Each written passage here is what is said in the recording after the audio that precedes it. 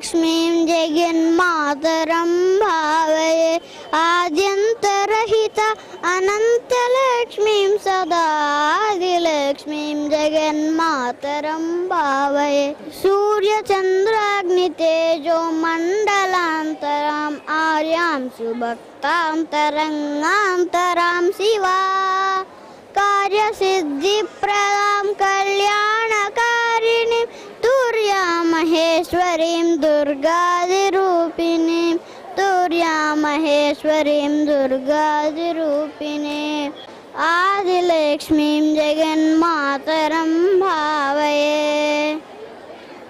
रक्षाकृतिं जगल्लक्षणविदायिनी अक्षीणमहिमान्विता शुद्धसिद्धिदा दीक्षिदादप्रदा दिव्यगुणसंयुतां मोक्षलक्ष्मीं महालक्ष्मीं हरिप्रियां मोक्षलक्ष्मीं महालक्ष्मीं हरिप्रियाम् आदिलक्ष्मीं जगन्मातरं भावये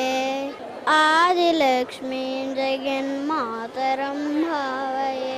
आद्यन्तरहिता अनन्तलक्ष्मीं सदा आदिलक्ष्मीं जगन्मातरं भावये।